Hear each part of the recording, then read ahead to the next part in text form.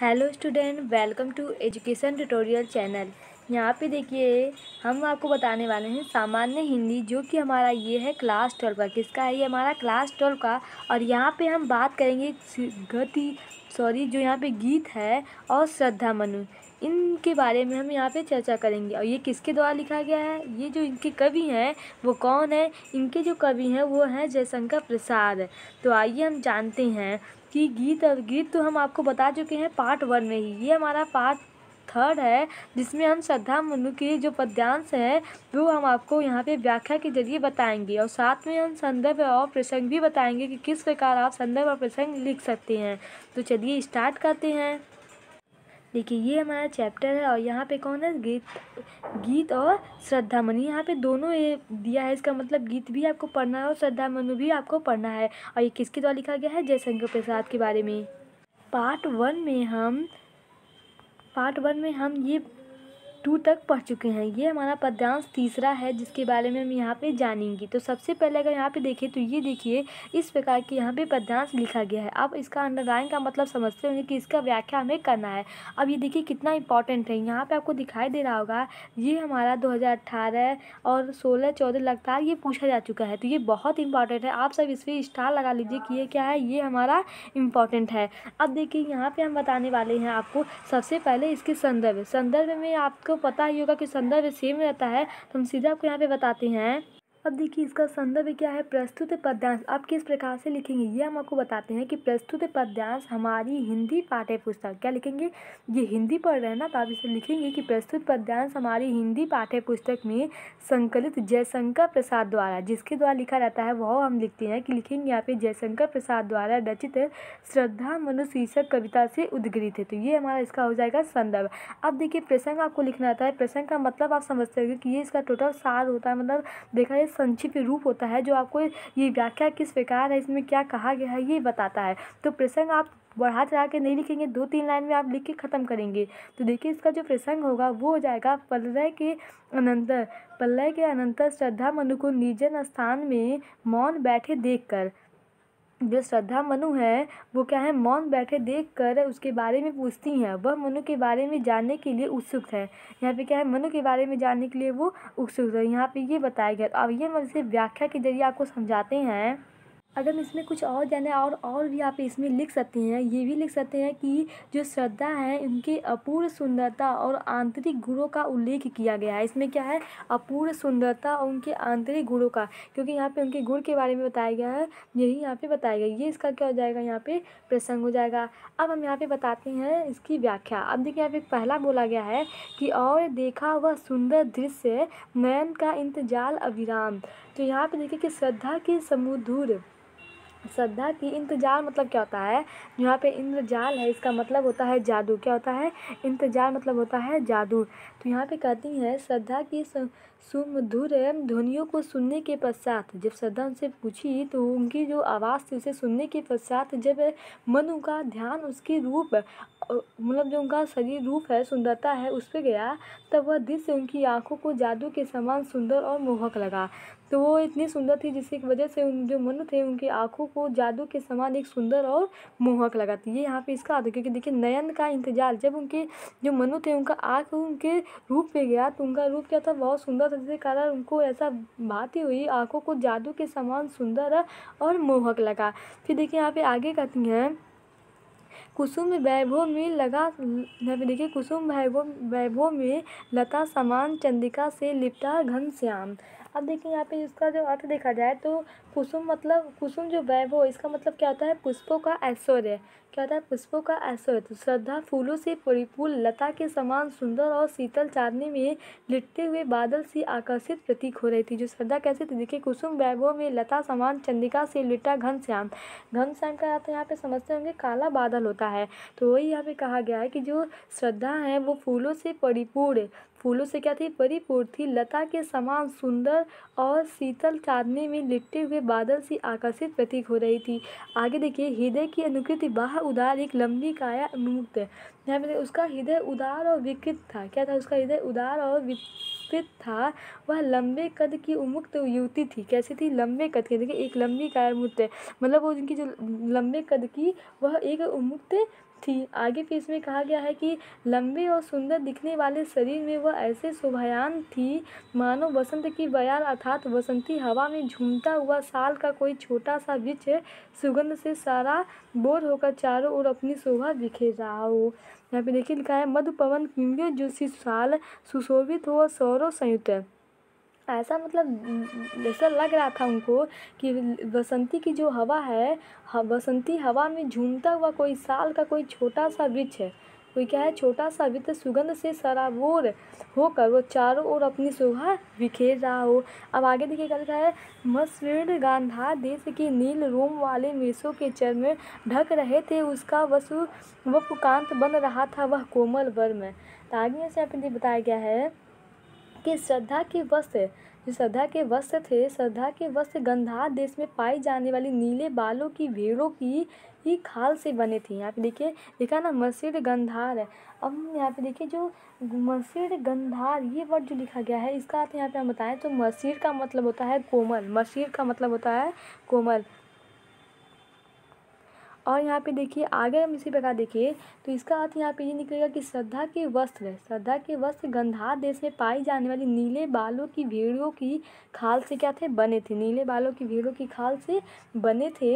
अत्यंत कोमल होते हुए भी वह वस्त्र न केवल उनके सुंदर तन को ढक रहे थे बल्कि कवच के समान शरीर की रक्षा भी कर रहे थे। लिखा है ढक रहे थे उसका वसुकांत बन रहा था वह कोमल गम। वह न ही उनके कोमल शरीर को ढक रहे थे बल्कि वो क्या कर रहे थे उनके शरीर का एक कवच बन रहे थे। कहने का तात्पर्य है कि श्रद्धा उन वस्त्रों में सुंदर और सुरक्षित दिख रही थी। जो श्रद्धा वस्त्र पहनी थी वो क्या थे उस वस्त्रों में वह सुंदर और सुरक्षित दिखाई पड़ रही थी। अब यहाँ पे ये तो इसका क्या हो गया हमारा व्याख्या हो गया। अगर हम काव्यगत सौंदर्य के बारे में पूछे तो काव्यगत सौंदर्य में जो हमारी भाषा है वो वही रहने वाली भाषा क्या है, इसकी भाषा हमारी खड़ी बोली है। और जो यहाँ पे अलंकार है वो कौन सा है, उपमा अलंकार है। कौन सा यहाँ पे उपमा अलंकार है। अब हम अगला पद्यांश देखते हैं। ये देखिए ये हमारा चौथा पद्यांश है। इसमें अब देखें तो सबसे पहले अगर संदर्भ देगा तो संदर्भ वही रहने वाला है जो हम आपको पहले बताए हैं। और देखिए यहाँ पे अगर इसकी प्रसंग की बात करें तो प्रसंग इसका हो जाएगा प्रस्तुत काव्यांश में श्रद्धा के रूप है। प्रस्तुत काव्यांश में श्रद्धा के रूप सौंदर्य की तुलना प्रकृति के सुंदर दृश्यों से की गई है। जो उनका सौंदर्य है इसकी तुलना किससे की गई है, प्रकृति के सुंदर दृश्यों से की गई है। तो आइए देखते हैं इसे, तो व्याख्या के लिए आपको समझ में आएगा।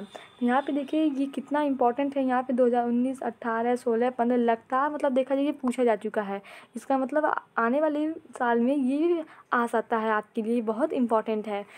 तो यहाँ पे देखिए पहला बोला है ये इसके आप 4 स्टार लगा लीजिए, बहुत इंपॉर्टेंट है होने वाला है। तो इसका हम व्याख्या पूरे ध्यान से देखेंगे। नील परिधान बीच सुकुमार, क्या है नील परिधान बीच सुकुमार कुल रहा मृदुल अध खुला अंग खिला वो जो बिजली का फूल मेघ वन बीच गुलाबी रंग। तो यहाँ पे अगर इसकी व्याख्या की बात करें तो मनु के भावों की अभिव्यक्ति, जो मनु के भावों की अभिव्यक्ति करते हुए प्रसाद जी कहते हैं, जयशंकर प्रसाद जी कहते हैं कि श्रद्धा भीड़ चर्म के बने नीले वस्त्र। अभी हम आपको बताएं कि जो कपड़ा वस्त्र उनका पहनी थी वो क्या था, भेड़ नीले वस्त्र था, भेड़ से बने। लिखा था यहाँ पे देखिए श्रद्धा भेड़ चर्म के बने नीले वस्त्र में अत्यंत आकर्षक दिख रही थी। नील परिधान बीच सुकुमार खुल रहा मृदु अधकुला अंग, तो क्या कहती थी अत्यंत आकर्षक दिख रही थी। और फिर देखा जाए खिला वो जो बिजली का फूल मेघ वन बीच गुलाबी रंग, वस्त्रों के मध्य कहीं कहीं से दिखाई दे रहे उनके कोमल अंग ऐसे प्रतीक हो रहे थे कि जैसे वे नीले बादलों के समूह में चमकती हुई बिजली के गुलाबी गुलाबी फूल हों। वो इस प्रकार से लग रहे थे जैसे कोई क्या हो, गुलाबी फूल हो। फिर आगे देखिए पे कहते हैं कि जैसे वह नीले वस्त्र के मध्य श्रद्धा के ललिता युक्त तेज मुख को देख ऐसा आभास होता है कि मानो सांझ के समय काले बादलों को देखकर चारों ओर लाल किरणें बिखेरता सूर्य शोभायान हो रहा है। देखिए यहाँ पे लिखा है ना, वह मुख पश्चिम के व्योम बीच जब घेते को घनश्याम अरुण रवि मंडल, रवि सूर्य का पर्यायवाची होता है, मंडल उनको भेदे दिखाई देता ऐसा हो छविधाम। इसका मतलब यहाँ पे क्या है, इसका तात्पर्य यह है कि नीले वस्त्र के मध्य श्रद्धा के ललिता मुक्त तेज मुख को देख ऐसा आभास होता है कि मानो सांझ के समय काले बादलों को देखकर चारों ओर लाल किरणें बिखेरता सूर्य शोभायान हो रहा हो। अब यहाँ पे अगर हम काव्यगत सौंदर्य इसका बताएं तो काव्यगत सौंदर्य में इसकी जो भाषा वही रहने वाली है, खड़ी बोली। और जो यहाँ पे रस है वो क्या है, श्रृंगार रस है, क्योंकि यहाँ पे देखिए उनके श्रृंगार के बारे में बताया गया है। ये कौन सा है, श्रृंगार रस है। और यहाँ पे जो हाँ अलंकार जो यहाँ पे देखा जाए, ये हमारा अलंकार है उपेक्षा अलंकार है। कौन सा अलंकार है, उपेक्षा अलंकार यहाँ पे है। और जो हमारा यहाँ पे गुण है वो माधुर्य है। अगला मतलब इसी प्रकार देखिए, पाँचवा वाला देखिए हमारा क्या कहता है। यहाँ पे सबसे पहले हम प्रश्न की बात करें, ये देखिए हमारा कितना इंपॉर्टेंट है। ये हमारा 2020, 17, 16 ये सभी में ऐसे लगातार पूछा गया है। तो ये सब हमारे जो इससे जयशंकर प्रसाद से एक जरूर आता है, चाहे वो गीत से आए या मनु श्रद्धा से आए, दोनों में से एक इसमें से जरूर आता है। अब देखिए यहाँ पे हम इसकी प्रसंग की बात कर रहे हैं। प्रसंग यहाँ पे देखिए क्या होगा, यहाँ पे आप बोलेंगे प्रस्तुत पद्यांश। उसके पहले हम आपको यहाँ पे अगर बताएं कि इसमें बताया क्या गया है। इसमें ये कहा गया है कि श्रद्धा के सुंदर मुखड़े और मुस्कान की चर्चा की गई है। जो श्रद्धा है उनके सुंदर मुखड़े, जो उनका मुख है और उनकी मुस्कान है, उनके बारे में यहाँ पे चर्चा की गई है। अगर हम इसकी व्याख्या की बात करें तो देखिए यहाँ पे घिर रहे थे घुंघराले बाल अंश अवलंबित मुख के पास, नील घन सावक से सुकुमार सुधा बनने को विदु के पास। श्रद्धा के केस सुंदर और घुंघराले थे। यहाँ पे देखिए घिर रहे थे घुंघराले बाल, उनके जो बाल हैं वो क्या हैं, सुंदर और घुंघराले थे। वे उसके चेहरे से होकर कंधों पर ऐसे झूल रहे थे। देखिए घिर रहे थे, फिर अंश अवलंबित मुख के पास, मतलब उनका जो चेहरा है उससे वह ऐसे मतलब जा रहे थे कि देखिए यहाँ पे इसका मतलब क्या है कि श्रद्धा के केस जो है वो बहुत सुंदर हैं और क्या है, घुंघराले हैं। वे उसके चेहरे से होकर कंधों पर ऐसे झूल रहे थे मानो अमृत पान हेतु नन्हे बाल सागर तल को स्पर्श करने की कोशिश कर रहे हों। देखिए नील घन सावक के सुकुमार सुधा बनने के विदु के पास है, मतलब ऐसा लग रहा था कि मानो जो अमृत पान है हेतु नन्हे बादल सागर तल को स्पर्श करने की कोशिश कर रहे हो। क्या कर रहे हैं, सागर तल को स्पर्श करने की कोशिश कर रहे हैं। अब देखिए आगे यहाँ पे कहता है, और उस मुख पर वह मुस्कान रत विसलय पर ले विश्राम। उसके सुंदर मुख पर बिखरती हुई मुस्कान जो है को देख ऐसा आभास हो रहा है कि जैसे सूर्य की कोई अलसाई सी उज्ज्वल किरण, देखिए अरुण की एक किरण अलमान अधिक अलसाई हो अविराम, मतलब सूर्य की एक अलसाई सी उज्ज्वल किरण लाल नवीन कोमल कोपल पर विश्राम मतलब कर रही है। तो यहाँ पे कहने का ये हमारा क्या है, इंपॉर्टेंट है, क्योंकि इसी के बारे में आपको व्याख्या लिखनी रहती है। तो यहाँ पे कहने का तात्पर्य ये है कि उसके सुंदर मुख पर बिखरती हुई जो मुस्कान, उसे देखकर ऐसा आभास होता है कि जैसे सूर्य की कोई अलसाई सी उज्ज्वल किरण हो, वह लाल नवीन कोमल पर विश्राम कर रही हो। यहाँ पे जो इसका रस है वो कौन सा रस है, यहाँ पे संयोग श्रृंगार रस है। और अलंकार हमारा क्या है, अलंकार यहाँ पे अनुप्रास अलंकार है। कौन सा है, अनुप्रास अलंकार है यहाँ पे। और जो छंद है ये हमारा क्या है, श्रृंगार छंद है। ये हमारा देखिए अगला पद्यांश है छठवां। इसमें देखिए ये वो इम्पोर्टेंट भी है क्योंकि ये 2020 में पूछा जा चुका है। ये हमारा 2020 में पूछा जा चुका है। अब हम बात करते हैं यहाँ पे इसके प्रसंग की। तो प्रसंग यहाँ पे क्या हो जाएगा, इसका प्रसंग हम लिखेंगे कि श्रद्धा के पूछने पर उसके अपना परिचय बताते हुए मनु अपनी दयनीय दशा का वर्णन करते हैं। मतलब जब श्रद्धा उनसे पूछती हैं तो मनु क्या कहते हैं, अपना परिचय उनसे बताते हैं। तो इसके बारे में यहाँ पे बताया गया है। तो आइए जानते हैं कि वो क्या परिचय अपना देते हैं व्याख्या के जरिए। तो यहाँ पे देखिए पहला हमारा है, कहा मनु ने नभ धरणी बीच बना जीवन रहस्य निरुपाय, एक उल्का सा जलता भ्रांत शून्य में फिरता हूँ असाए। तो यहाँ पे अगर देखा तो श्रद्धा की जिज्ञासा को शांत करने के उद्देश्य से, मतलब आपके मन में कोई क्वेश्चन उठता है तो वो आपकी क्या होती है, जिज्ञासा होती है उस क्वेश्चन का आंसर जानने के लिए। तो वैसे यहाँ पे वो कहते हैं मनु कि श्रद्धा की जिज्ञासा को शांत करने के उद्देश्य से मनु अपना परिचय देते हैं। मनु क्या कहता है, अपना परिचय देते हैं। कहा मनु ने मनु अपना परिचय देते हैं कि फिर वो कहते हैं कि इस पृथ्वी और आकाश के मध्य भटकता हुआ, क्या कहते हैं कि इस पृथ्वी और आकाश के मध्य भटकता हुआ मेरा जीवन रहस्य बन गया है। नव धरणी बीच, यहाँ पे देखिए नव धरणी बीच बना जीवन रहस्य निरुपाय, उनका जो जीवन है वो क्या है, एक रहस्य बन गया है जिसे वो समझ नहीं पा रहे हैं। यहाँ पे क्या है कि पृथ्वी और आकाश के मध्य भटकता हुआ मेरा जीवन रहस्य बन गया है, किंतु मैं इसी स्थिति में जीने के लिए विवश हूँ। क्या कहते हैं कि मैं इसी स्थिति में जीने के लिए विवश हूँ, मजबूर हूँ, मुझे इससे उबरने का कोई मार्ग नहीं सूझता। उनका जीवन ऐसे एक उलझ गया है कि वो इससे उबरने का कोई उनके पास मार्ग ही नहीं समझ में आ रहा है कि वो कैसे इससे निकलें। तो उनका जो जीवन है वो क्या है, वो पृथ्वी और आकाश के मध्य भटकता हुआ एक मतलब एक भटकता हुआ एक मेरा जो उनका जीवन रहस्य बन गया है।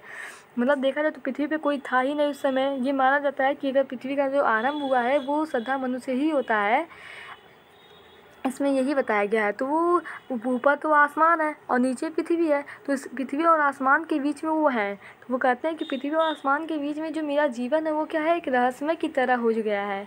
फिर देखिए आगे कहते हैं, एक उल्का सा जलता भ्रांत शून्य में फिरता हूँ एहसास।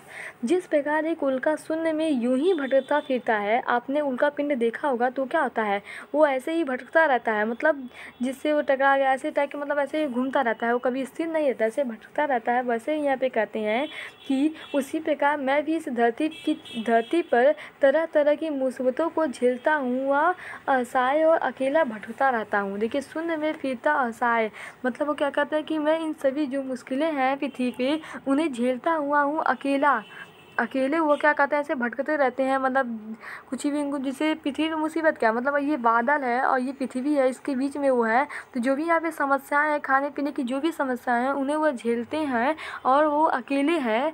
अकेले होने के नाते वो कहते हैं कि अकेले मैं भटक रहा हूँ।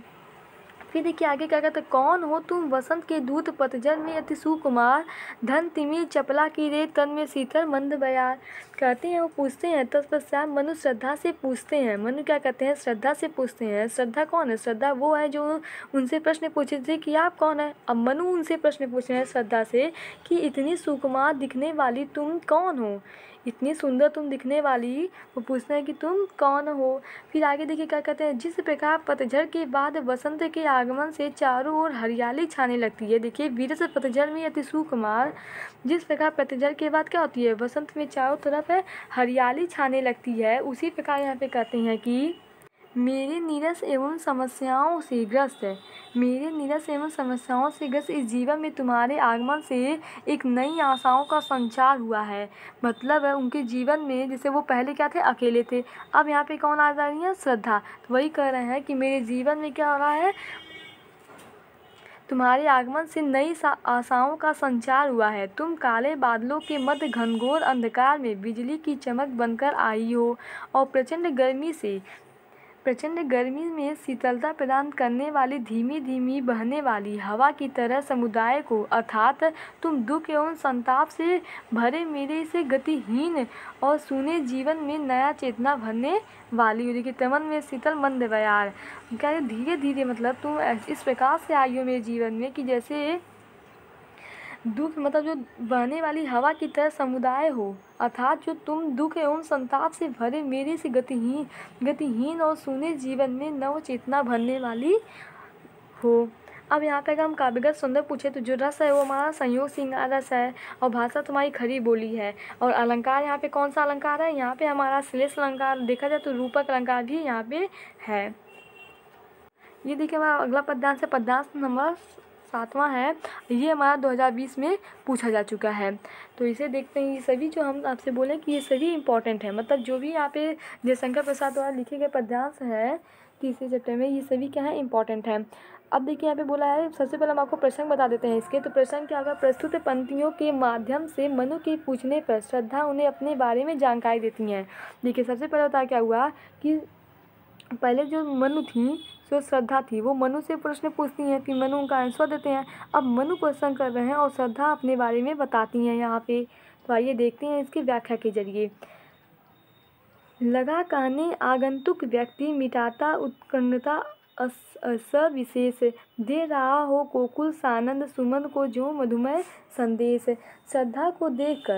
श्रद्धा को देख मनु के मन में यह जानने की तीव्र आकांक्षा होती है कि आखिर वह कौन है। पूछती है कि मनु के मन में जानने का ये इच्छा होता है कि वह कौन है। मनु की आकांक्षा को शांत करते हुए श्रद्धा नाम की वह आगंतुक मीठी वाणी में अपना परिचय देती हैं। देखिए आगंतुक व्यक्ति, मतलब जो आया हो वैसे वो आगंतुक कहते हैं।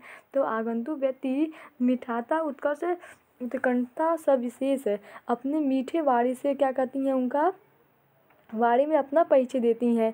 उस समय अमृत रस टपकाती हुई उसकी आवाज़, देखिए यहाँ पे लिखा है, दे रहा हो कोकुल सानन सुमन को जो मधुमय संदेश है। अमृत रस, उनकी जो आवाज़ है उस प्रकार की यहाँ पे देखिए व्याख्या की गई है कि अमृत रस टपकाती हुई उसकी आवाज़ ऐसे प्रतीक हो रही है जैसे कोयल अति प्रसन्नता के साथ अपने सुमधुर ध्वनि में पुष्पों को ऋतुराज अर्थात वसंत के आगमन का संदेश सुना रहा हो।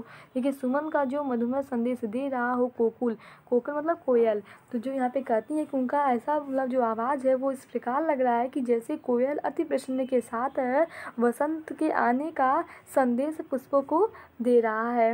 अब आगे यहाँ पे देखिए, भरा था मन में नव उत्साह सीख लूँ ललित कला का ज्ञान। कहती हैं कि श्रद्धा मनु से कहती हैं कि मैं अपने पिता की अत्यंत प्रिय संतान हूँ। क्या कहती हैं कि देखो, मैं अपने पिता की अत्यंत प्रिय संतान हूँ, मेरा मन नवीन उत्साह से परिपूर्ण था। क्या था? नवीन उत्साह से परिपूर्ण था। मेरे प्रबल इच्छा थी कि मैं ललित कलाएं सीखूँ। उनकी क्या इच्छा थी? देखिएगा तो, सीख लूँ ललित कलाओं का ज्ञान।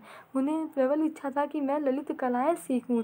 इसी उद्देश्य से इन दिनों में गंधर्व देश में निवास कर रही हूँ।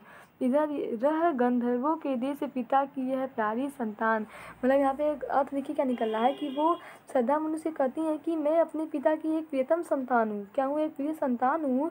और मेरा मन क्या था? नवीन उत्साह से परिपूर्ण था। मैं ललित कलाएं सीखना चाहती थी, इसलिए मैं इस गंधर्व देश में इसमें क्या हूँ, इस गंधर्व देश में मैं यहाँ पे निवास कर रही हूँ। अब देखिए यहाँ पे काव्यगत सौंदर्य पे देखा जाए तो रस हमारा संयोग श्रृंगार रस है, और जो बोली है वो खड़ी बोली है, और यहाँ पे अलंकार क्या है? वो रूपक अलंकार है। अब अगला पद्यांश देखते हैं। ये देखिए, ये हमारा अगला पद्यांश है 8वां। यहाँ पे अगर हम सबसे पहले बात करें तो ये ज़्यादा इंपॉर्टेंट नहीं है, लेकिन फिर भी आपको अगर इसकी व्याख्या जानना है तो हम आपको बता दे रहे हैं। प्रसंग इसका क्या होगा? प्रसंग यहाँ पे हो जाएगा, अपना परिचय देकर श्रद्धा मनु को यह बताती हैं कि वह किस प्रकार उस स्थान पर पहुंची है। मतलब ये देती है कि मैं किस तरह से यहाँ तक पहुंची हूँ। अब देखिए इसकी व्याख्या के जरिए हम आपको बताते हैं। श्रद्धा कहती हैं, देखिए, दृष्टि जब जाती हिमगिरी को प्रश्न करता मन अधिक अधीर। श्रद्धा कहती है कि मेरी दृष्टि जब हिमालय की ओर जाती है, देखिए दृष्टि मतलब उनकी जो नज़र है वो जब हिमगिरी मतलब पर्वत हिमालय, तो वो कहती है कि मेरी दृष्टि जब हिमालय की ओर जाती है तब मेरे मन में न जाने प्रश्न करता मन अधिक अधीर। मतलब कहती है कि तब मेरे मन में न जाने कितने ही तरह के प्रश्न उठने लगते हैं और मैं उनके उत्तर जानने के लिए बेचैन होती हूँ। देखिए, धरा की यह सिकुड़ अभयभीत ऐसी है क्या है पीर। मतलब मैं उसका उत्तर जो है, उसका आंसर है, उसका जानने के लिए मैं क्या होती है? बेचैन होती हूँ। इतने विस्तृत क्षेत्र में फैली हुई धरती की सिकुड़न के रूप में इस पर्वत श्रृंखला का वास्तविक स्वरूप क्या है? कहती हैं, देखिए, धरा की यह सिकुड़न भयभीत है। धरती की सिकुड़न के रूप में इस पर्वत का जो पर्वत श्रृंखला का वास्तविक स्वरूप है वो क्या है? किसकी ऐसी है, इसकी कैसी है? और ये भी जानना चाहते हैं कि इसकी जो है वो कैसी है, इसकी पीड़ा कितनी गहरी है, और साथ में ये भी जानना चाहते हैं कि इसकी जो पीड़ा है वो कितनी गहरी है। अगर इसका हम कुल टोटल अर्थ देखें तो अर्थ यहाँ पे क्या निकल रहा है? अर्थात कह सकते हैं कि इन दुर्गम स्थलों पर रहने वाले लोगों का जीवन कितना कष्टप्रद और चुनौतियों से भरा है। मतलब जो पहाड़ पे रहते हैं उनका जीवन जो है वो कितना कष्टप्रद, कितना दुख है और कितना चुनौतियों से भरा हुआ है। मतलब उन्हें हर एक चीज़ से सामना करना पड़ता होगा। ऐसे कितने ही प्रश्न मेरे मन को व्याकुल कर देते हैं। श्रद्धा अपनी बात को आगे बढ़ाती हुए कहती हैं कि इन प्रश्नों का कोई समाधान न मिलने पर मेरा मन हिमालय के दर्शन को व्याकुल हो उठा, बढ़ा मन और चले ये पैर। कहती हैं कि इन प्रश्नों का जो हमारा उत्तर अगर ना मिलने से हमारा जो मन है, उनका मन था वो व्याकुल होकर उठा और उनका पैर क्या हुआ? आगे बढ़ने लगा इस सभी के प्रश्न के आंसर उत्तर जानने के लिए। कोई समाधान न मिलने पर मेरा मन हिमालय के दर्शन को व्याकुल हो उठा और मेरे कदम उस ओर चल पड़े। अब देखिए आगे क्या है? शैल मालाओं का श्रृंगार आँख की भूख मिटी यह देख। कहती हैं कि हिमाच्छादित गगन चुंबी पर्वत चोटियों और चारों ओर फैले ऊंचे ऊंचे हरे भरे वृक्षों के समूहों को देखकर मेरी आँखों की भूख शांत हो गई। जो उनकी आँखों की भूख थी, जिन्हें वो देखना चाहती थी, वो सब क्या हो गई? शांत हो गई। सचमुच सौंदर्य संपन्नता का कितना अद्भुत दृश्य है यह पर्वत श्रृंखला। वो क्या कहती हैं यहाँ पे देखिए कि शैल मालाओं का श्रृंगार, आँख की भूख मिटी यह देख। आह कितना सुंदर है यह संभारा। तो क्या इसका अर्थ क्या निकला कि मतलब जब ये सभी देखती हैं कि पेड़ पर भरे वृक्षों के समूह को देखकर मेरी आंखें की भूख क्या होती है, शांत हो जाती हैं।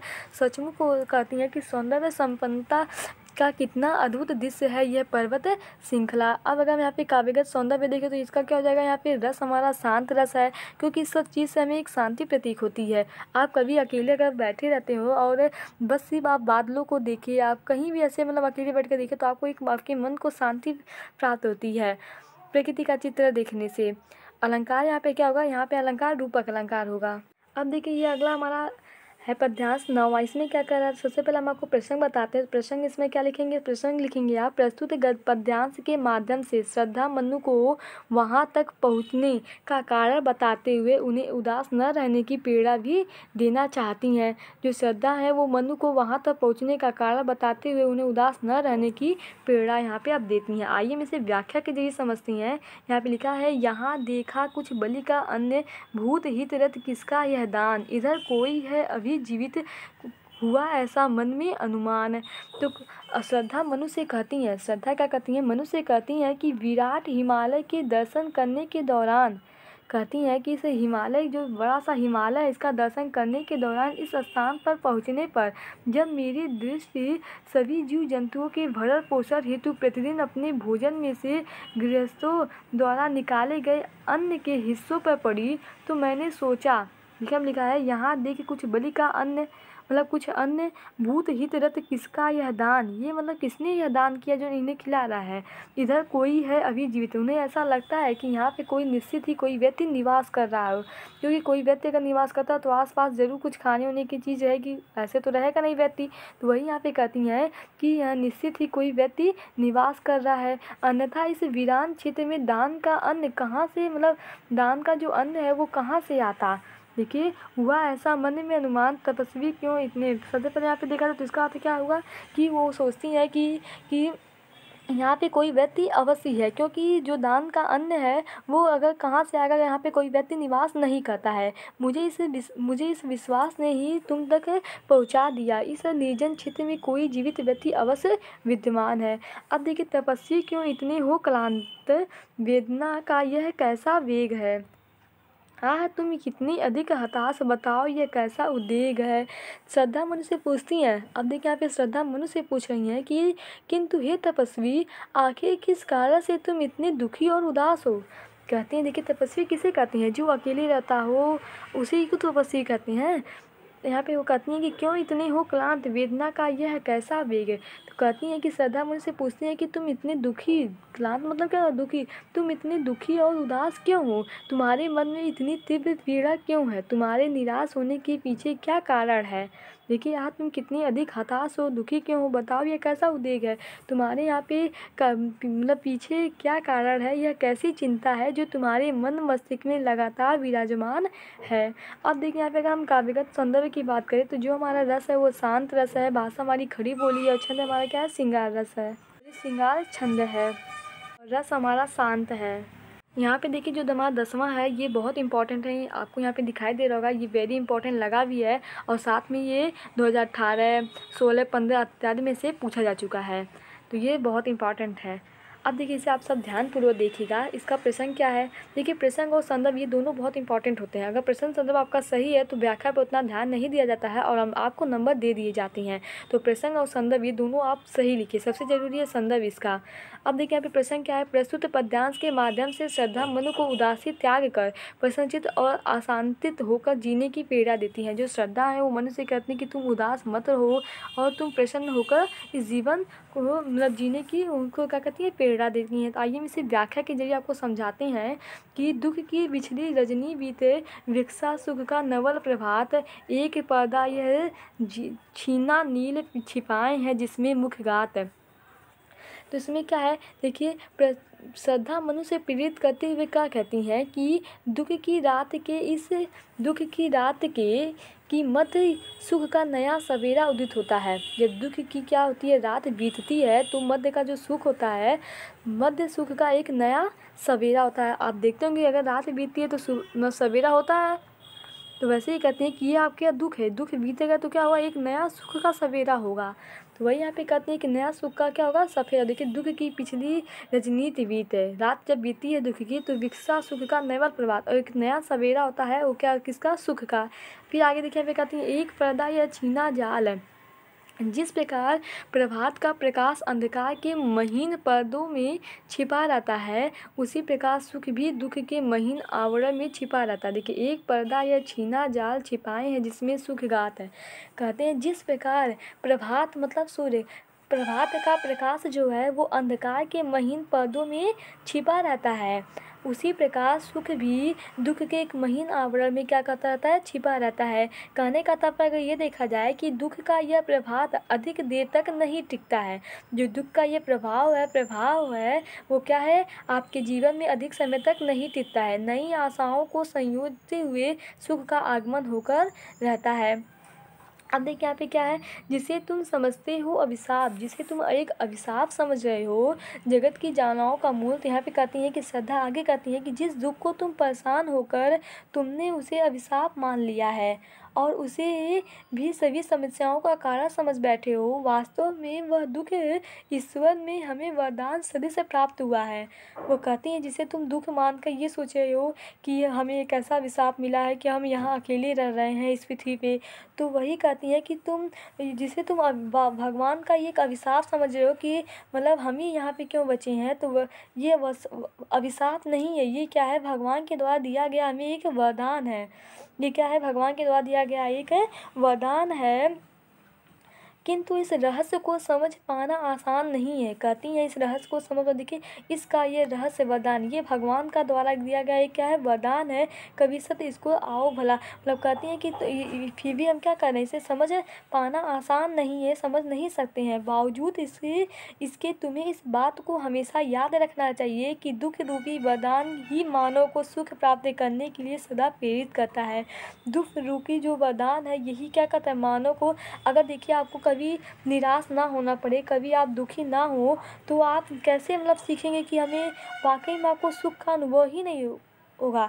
अगर जैसे आप कोई चीज़ दुखी हो जाते हैं, आपको कोई डांट देता है तो क्या सोचते हैं कि बहुत मतलब बेकार है, तो अगर आप दुख नहीं होते तो आप कैसे आगे बढ़ते हैं। इसी दुख को आप क्या करते हैं, एक प्रेरणा के रूप में लिए। जैसे टीचर होते हैं, अगर आपको कभी डांट देते हैं कि आपको पढ़ने नहीं आता, ये नहीं, ऐसा आपको डांट देते हैं, तो आप क्या करते हैं, आप घर पे आते हो तो आप सोचते हो कि मुझे डांटे क्यों, इतने सारे बच्चों के बीच में आपका इंसल्ट ही हुआ, ये कैसे हुआ। तो आपको वहाँ पे लगता है कि मुझे पढ़ना चाहिए था, तो आपने अपने दुख को क्या किया, एक प्रेरणा के समान लिया है। आपको अपने दुख से क्या मिली है, प्रेरणा मिली है आगे बढ़ने के लिए। तो आप क्या करोगे, आप पढ़ोगे और उसी टीचर के आप क्या करोगे, वहाँ पे उनके सारे क्वेश्चन का आंसर दोगे। तो अगर आप कहते हैं कि इसका उल्टा लेते हैं, मतलब अगर आपको टीचर ने डांट दिया तो आप घर पे कहते हैं कि कैसे उन्होंने डांटा, ये वो सोचते और उनके बारे में गलत सोचते, तो ये तो आप समझ लीजिए एक प्रेरणा नहीं ले रहे हैं। लेकिन अगर आप उसे घर पे आके समझते और ध्यान से सोचते तो आपको एक प्रेरणा मिलती कि हमें ऐसा नहीं करना चाहिए। तो वही यहाँ पे कहती हैं कि जो दुख रूपी ये वरदान आप समझ रहे हैं, ये हमारा क्या है, एक सुख प्रदान करने वाला, एक हमें प्रेरित करेगा। तो यही यहाँ पे आपको बताया गया है। अगर हम आपसे इसमें पूछे काव्यगत सौंदर्य में, तो रस क्या है, शांत रस है, और जो भाषा है वो खड़ी बोली है, और छंद क्या है, श्रृंगार।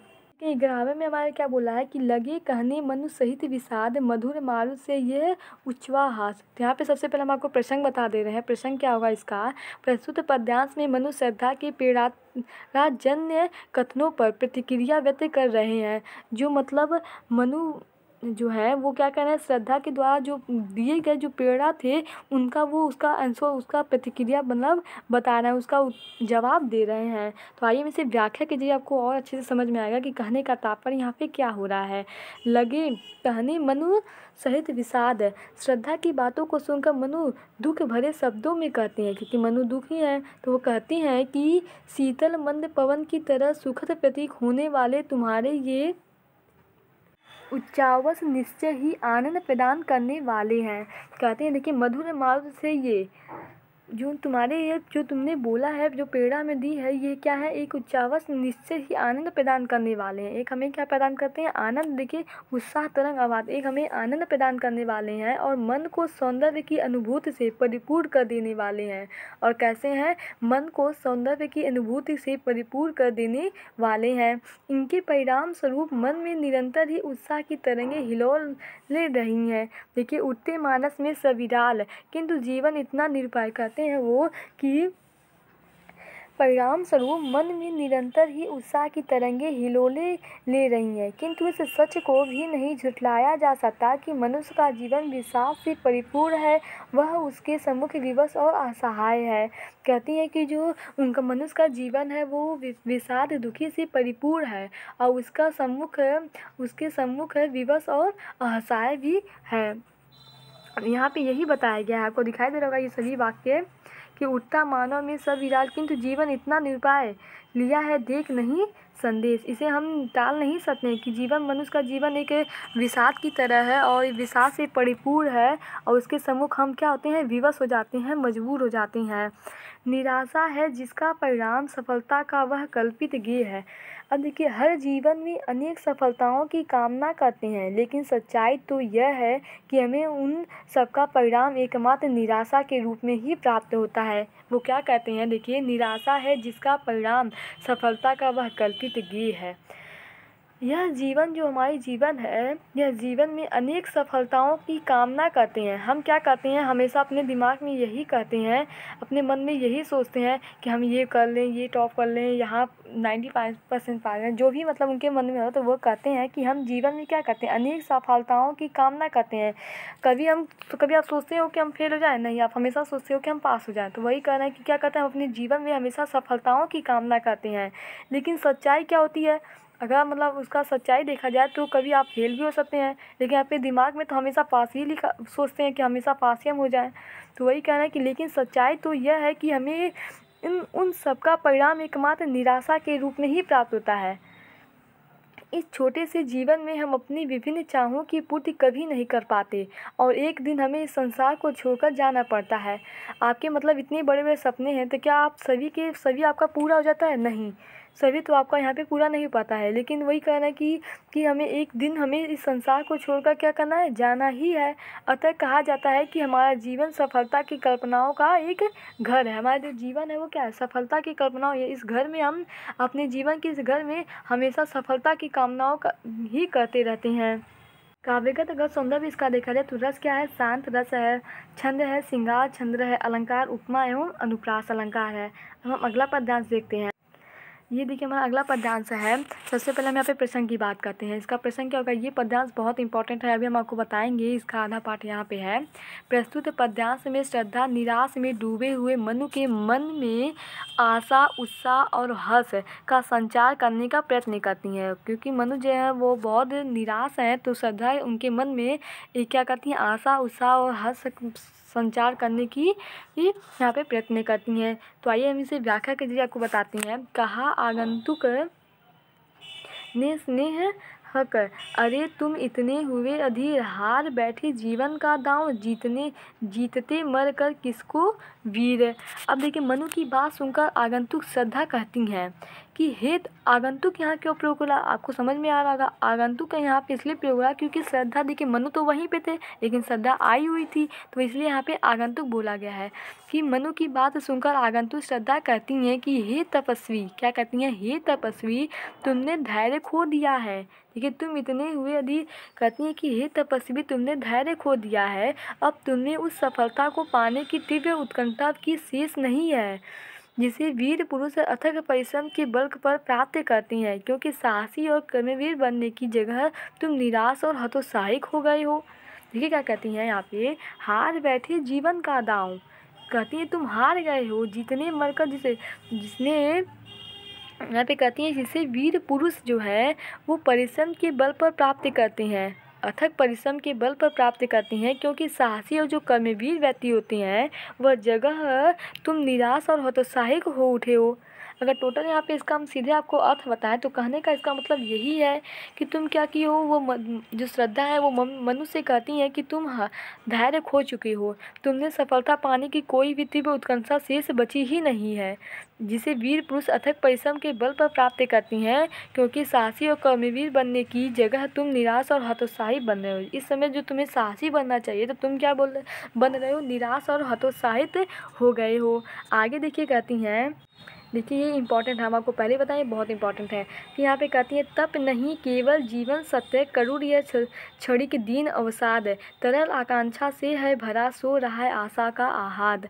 हे तपस्वी, केवल तपस्या को जीवन का ध्येय बनाना कदापि उचित नहीं है। कहती है कि हे तपस्वी, केवल तपस्या का ही तपस्या तुम करो, यही अगर जीवन का तुम्हारा ध्येय हो तो ये सही बात नहीं है, कदापि उचित नहीं है, क्योंकि बस यही एक जीवन का सत्य नहीं है। तुम जिस करुणा और दीनता दुख की स्थिति में जी रहे हो वह अविलंब की समाप्त होने वाली है। वो कहती हैं कि जिस दुख की पीड़ा में तुम यहाँ पे जिंदा हो जी रहे हो वो क्या हो रही है, अभी तुरंत ही समाप्त होने वाली है। अब देखिए समाप्त होने वाली है। वास्तव में मानव जीवन आशा उत्साह और खुशियों से परिपूर्ण है। वो कहती हैं देखिए करूर यह क्षणिक दीन अवसाद तरल आकांक्षा से है भरा, जो उनकी मानव जीवन जो है वो सुख से भरा हुआ है। वो क्या कहती हैं, देखिए वास्तव में जो मानव जीवन है वो उत्साह और खुशियों से परिपूर्ण है, बस आवश्यकता है कि उन्हें जगाने की। देखिए सो रहा है आशा का हाथ, बस हमें क्या है, आवश्यकता है उन्हें जगाने की।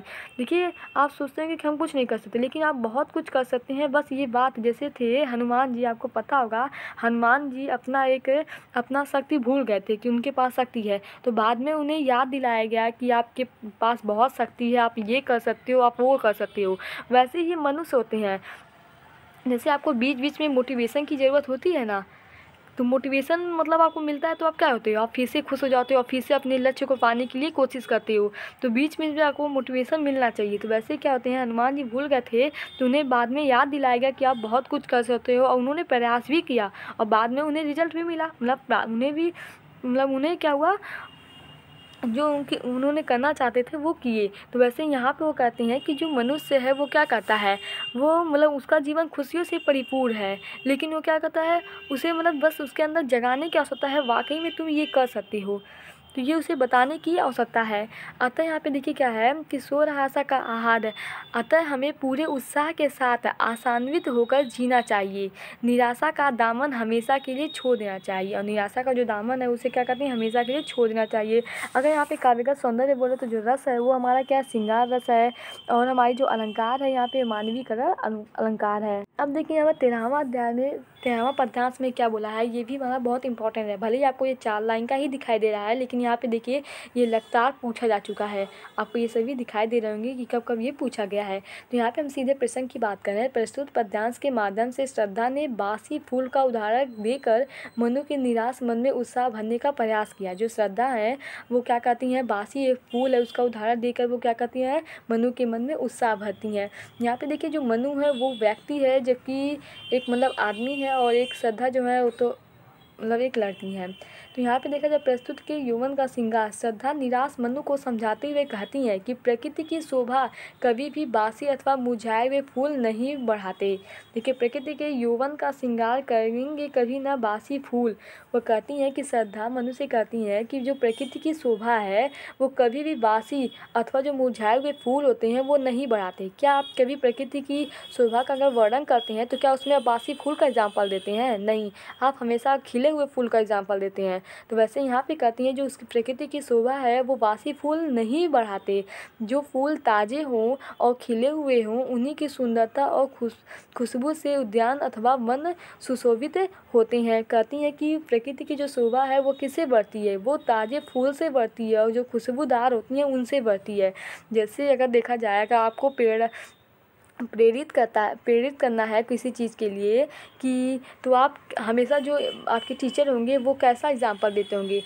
क्या एक हारे व्यक्ति का एग्जाम्पल आपके सामने रखते हैं? नहीं, वो हमेशा उन महान व्यक्तियों के एग्जाम्पल देते होंगे जो आपको एक प्रेरणा दे, जो अपने जीवन में सक्सेस हो चुके हैं उनके बारे में वो बताते हैं कि ये देखो व्यक्ति इतने गरीब थे फिर भी इन्होंने इतना किया और आज यहाँ तक बन चुके हैं, तो आप भी कर सकते हो। तो ये हमेशा इस तरह एग्जाम्पल देते हैं जिससे आपको एक प्रेरणा मिलती है।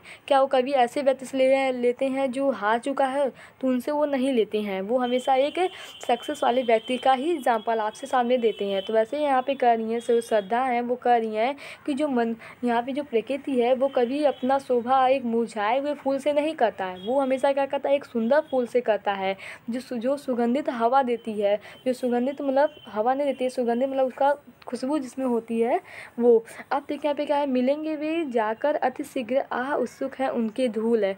डाल से टूटे हुए फूलों का तो बस एक ही परिणाम होता है, जो डाल से टूटे हुए फूल होते हैं उनका बस एक ही परिणाम होता है, एक ही रिजल्ट होता है, और वह है कि धूल में मिलकर अपना अस्तित्व समाप्त कर दे। जैसे अगर कोई पेड़ है, हम आपको बता रहे हैं यहाँ पे, समझ लीजिए ये आपका कोई अगर पेड़ है, यहाँ पे पेड़ ऐसे नहीं बनता है, ऐसे कोई पेड़ है तो इससे अगर कोई फूल नीचे टूट के गिर गया है तो ये धरती है, मतलब यहाँ पे मिट्टी है, तो इससे जाके क्या हो जाएगा, ये मिल जाएगा, तो ये मिट्टी में मिल जाती हैं। तो वहीं यहाँ पे कह रही हैं कि मिलेंगे वे जाकर अति शीघ्र, डाल से टूटे हुए फूलों का तो बस एक ही परिणाम होता है कि वह धूल में जाके मिल जाए और उनका अस्तित्व वहीं पे क्या हो जाता है, समाप्त हो जाता है। अतः मानव को भी निराश और अकर्मता त्याग कर आशा और उद्यम के सहारे अपने जीवन का सार्थक बनाना चाहिए। ये देखिए हमारा अगला पद्यांश है, ये भी बहुत इंपॉर्टेंट है, ये 2019, 17 और 15 इत्यादि में से पूछा जा चुका है। तो सबसे पहले यहाँ पे हम आपको प्रसंग बताते हैं। इसका प्रसंग यहाँ पे क्या हो जाएगा, प्रस्तुत पद्यांश में श्रद्धा मनु के समक्ष आत्मसमर्पण करती हैं ताकि दोनों मिलकर संपूर्ण मानवता की सेवा कर सके। अब देखिए यहाँ पे हम इसे व्याख्या के जरिए आपको समझाते हैं। संपन्न लो सेवा का साथ सजल संस्कृत यह पतवार, आज से यह जीवन उत्सर्ग इसी पद तल में विगत विकार। तो यहाँ पे देखिए श्रद्धा मानवता के हितार्थ, मतलब मानव के हित के लिए, मानवता के हितार्थ स्वयं को मनु को सौंप देना चाहती हैं। वो क्या करती हैं, स्वयं को मनु को सौंप देना चाहती हैं। वो मनु से कहती हैं कि, यहाँ पे देखिए इसका अर्थ निकला कि वो मनु से कहती हैं कि मैं तुम्हारी सेवा करना चाहती हूँ। क्या कहते हैं कि मैं तुम्हारी सेवा करना चाहती हूँ, इसलिए तुम मुझे स्वीकार कर लो। तुम्हारे द्वारा मेरा समर्पण स्वीकार कर लेने से हम इस सृष्टि अर्थात संपूर्ण मानव जाति की सेवा कर सकेंगे। इस प्रकार मेरा सेवा कर्म इस जलमग्न अर्थात समस्याओं से ग्रस्त संसार हेतु पतवार बनकर लोक कल्याण में सहायक होगा। लोक कल्याण में क्या होगा, सहायक होगा। तुम्हारे पिछले सभी दोषों को भूल कर मैं आज से अपना जीवन तुम्हें सौंप रही हूँ। देखिए इस पदजल में विगत विकार बनो संस्कृत के मूल रहस्य, तुम्ही में फैलेगी वह बेला, जग कल्याणार्थ मुझे अपनी जीवन संगिनी स्वीकार कर लो। देखिए मैं तुम्ही से फैलेगी वह बेला, विश्व भर सौरभ से भर जाए। वो कहती हैं जल कला जीवन संगिनी स्वीकार कर लो, मैं जीवन भर तुम्हारा साथ देकर अपने कर्तव्यों का पूर्ण निर्वाह करूंगी। श्रद्धा आगे क्या कहती हैं कि हे तपस्वी, मुझे अपनाकर सृष्टि को आगे बढ़ाने में सहायक बनो और इसे के रहस्यों अर्थात जीवन मरण के सच का साक्षात्कार करो। इस सृष्टि को तुम्हारी नितांत आवश्यकता है, तुम्हारे द्वारा की ही सृष्टि की बेला जीवन पा सकेगी। अतः मुझे अपनी संगिनी अर्थात पत्नी के रूप में सहज स्वीकार कर संसार रूपी बेल को सूखने से बचा लो। फिर देखिए आगे क्या कहते हैं, विश्व भर सौरभ से भर जाए सुमन के खेलो सुंदर खेल। तुम्हारे ऐसा करने से अर्थात सृष्टि के सुंदर खेलों को खेलने से संपूर्ण विश्व मानव रूपी सुगंधित पुष्पों से विश्ववस्थित हो उठेगा और प्रकृति खुश होकर झूमने लगेगी। यहाँ पे जो इसका काव्यगत सौंदर्य है वो क्या है, संयोग रस देखा जाए तो संयोग श्रृंगार रस है, भाषा तुम्हारी खड़ी बोली है, अलंकार यहाँ पे कौन सा है, अनुप्रास अलंकार है। यहाँ पे देखिए अब अगला पद्यांश हम देखते हैं और ये भी हमारा बहुत इंपॉर्टेंट है। ये सभी पद्यांश हमारे बहुत इंपॉर्टेंट है, आप सब इसे ध्यानपूर्वक सुनिए और साथ में अगर लिखना भी हो तो आप लिख सकते हो। तो प्रसंग अगर यहाँ पे देखा जाए तो प्रस्तुत पद्यांश में मनु के एकांक एवं निराश जीवन में आशा का संचार करती श्रद्धा उसे नवीन मानव सृष्टि का परिवर्तक बनने की प्रेरणा देती हैं। अब देखिए इसे हम व्याख्या के जरिए आपको समझाते हैं। और यह क्या तुम सुनते नहीं, विधाता का मंगल वरदान, सत्यशाली हो विजयी बनो। वो कहती हैं कि श्रद्धा मनु से कहती हैं कि तुमने संसार की रचना करने वाले विधाता का कल्याणकारी वरदान नहीं सुना। देखिए यहाँ पे कहती हैं कि तुम इस संसार की जीवन की जो रचना करने वाले विधाता का कल्याणकारी वरदान नहीं सुना, जिनमें उन्होंने कहा कि सत्यशाली बनकर विजयी प्राप्त करो। उन्होंने क्या कहा कि सत्यशाली बनकर विजयी प्राप्त करो। अब देखिए, विश्व में गूंज रहा जय गान, डरो मत और अमृत संतान, अग्रसर है मंगलमय वृद्धि। श्रद्धा कहती है कि हे देवपुत्र मनु, तुम इस नवीन सृष्टि का विकास करने के लिए तैयार हो जाओ। किसी भी प्रकार की आशंका से भयभीत न हो, क्योंकि कल्याणकारी उन्नति तुम्हारे सम्मुख है। तुम्हारा जीवन आकर्षण से भरा हुआ है, अतः सभी सुख संपन्न और वैभव स्वयं ही तुम्हारे सम्मुख उपस्थित हो जाएंगे। देखिए, पूर्ण आकर्षण जीवन के अंदर तुम्हारा जो ये जीवन है वो पूर्ण आकर्षण से क्या हुआ है, भरा हुआ है। खींची आवेगी सकल समृद्धि, और जो मतलब वैभव है वो स्वयं तुम्हारे तरफ क्या हो रही है, सम्मुख उपस्थित हो जाएगा। अब यहाँ पे काव्यगत इसका जो संदर्भ है वो क्या है, रस यहाँ पे शांत है, भाषा क्या है, खड़ी बोली, अलंकार यहाँ पे अनुप्रास अलंकार है। आगे हम इसी प्रकार देखेंगे। ये देखिए हमारा 18वां है, जिसके बीच में आप सोचेंगे कि 17वां क्या हुआ। 17वां हमारा ज़्यादा इंपॉर्टेंट नहीं था, इसलिए हम सीधे इस पे आ गए हैं। ये हमारा इंपॉर्टेंट है क्योंकि ये हमारा देखिए यहाँ पे 2020 में पूछा जा चुका है। तो यहाँ पे देखिएगा, हम सबसे पहले यहाँ पे इसकी प्रसंग की बात करते हैं। तो प्रस्तुत पद्यांश में श्रद्धा मनु को कर्म वीर होकर जीने की सीख देते हुए कहती हैं कि मानवता विकास के लिए नए मार्गों को ढूंढते रहती हैं। यहाँ पे इसे हम व्याख्या के जरिए आपको समझाती हैं। जलधि के फूटे कितने, उससे दीप कंछ पे डूबे उतराए। अब देखिए, जलधि का क्या होगा, जलधि मतलब होता है समुद्र, क्या है, समुद्र। और उत्स मतलब होता है स्रोत है। उत्स मतलब यहाँ पे क्या होता है, स्रोत होता है। और कच्छप मतलब होता है कछुआ। कच्छप का अर्थ क्या होता है, कछुआ। तो यहाँ पे देखिए क्या है, प्रलय अर्थात पृथ्वी के जलमग्न होने की बातों का उल्लेख करते हुए श्रद्धा मनु से समझाती हैं। जैसे पृथ्वी पे प्रलय हो गया था तो क्या होता है, वही बता रही हैं यहाँ पे। जब पृथ्वी हमारी क्या हो गई थी, जलमग्न हुई थी, पूरी जल से यहाँ पे जल ही जल था चारों तरफ। तो वो कहती हैं, पृथ्वी के जलमग्न होने की बातों का उल्लेख करते हुए श्रद्धा मनु से कहती हैं कि भीषण प्रलय में समुद्र के बहुत से स्रोत फूट गए थे और चारों ओर जल ही जल हो जाने की स्थिति में द्वीपों सहित कछुआ आदि समस्त जीव जंतु उसमें डूबने और बहने लगे थे। देखिए, द्वीप कच्छप है, डूब उतरा है। जो कच्छप कछुआ द्वीप से ये सभी क्या थे, जलमग्न उसमें बहने लगे थे। ये सभी जो जीव जंतु थे वो है डूबने और बहने लगे थे, किंतु वह खड़ी रहे दृढ़ मूर्ति। इसके बावजूद मानवता की रक्षा और उत्थान हेतु नव प्रयास जारी है। मानवता की दृढ़ मूर्ति के रूप स्वयं हम दोनों यहाँ एक साथ विद्यमान हैं। कहती हैं, ये सभी तो पानी में डूब गए, लेकिन हम दोनों इस सृष्टि का विकास करने के लिए यहाँ पे खड़े रहे। यहाँ पे क्या है, विद्यमान है, उपस्थित हैं। यहाँ श्रद्धा की बातों का आशय यह है कि महाप्रलय के बाद भी, महाप्रलय हुआ उसके बाद भी मानवता अपने अस्तित्व की रक्षा करने में विजयी रही। अतः मनु को स्वयं को निरुपाय न मानकर समस्या के समाधान पर ध्यान केंद्रित करना चाहिए। अब देखिए, यहाँ पे जो काव्यगत सुंदर है वो रस जो यहाँ पे शांत रस है, और शैली अगर देखा जाए तो प्रबंधात्मक है। अलंकार हमारा यहाँ पे क्या है, अनुप्रास अलंकार। यहाँ पे अगला देखते हैं जो हमारा 19वां पद्यांश है, ये क्या कहता है। सबसे पहले देखिए ये कितना इंपॉर्टेंट है, ये कई बार आ चुका है और ये बहुत इंपॉर्टेंट है। ये हो सकता है कि आपके पेपर में यही आपको स्वयं ऐसे ही सेम दिखने को मिल जाए। तो यहाँ पे सबसे पहले हम प्रसंग की बात करते हैं। तो प्रस्तुत पद्यांश में श्रद्धा ने मनु को मानवता की विजय का उपाय बताया है। उन्होंने बताया कि जो मानवता की विजय का उपाय है वो क्या हो, तुम ही हो, मनु ही तुम ही मानवता की विजय का उपाय हो। तो आइए से हम व्याख्या के जरिए बताते हैं आपको। सत्य के विद्युत कर जो व्यस्त विकल बिखरते हैं वो निरुपाय, समन्वय उसका करे समस्त विजयिनी मानवता हो जाए। श्रद्धा कहती है कि इस सृष्टि की रचना शक्तिशाली विद्युत कणों से हुई है। वो क्या कहती हैं कि इस जो सृष्टि है हमारी, इसकी जो रचना है, यहाँ पे देखिए सत्य के विद्युत कण, शक्तिशाली जो विद्युत के कण हैं उनसे हुई है। किंतु जब तक विद्युत कण अलग अलग होकर भटकते हैं तब तक वे शक्तिहीन होती हैं। जैसे अगर कोई कण है, ये देखिए पत्थर इतना बड़ा है तो इसे आप तोड़ेंगे तो आपको ज़्यादा समय बहुत मतलब लगा।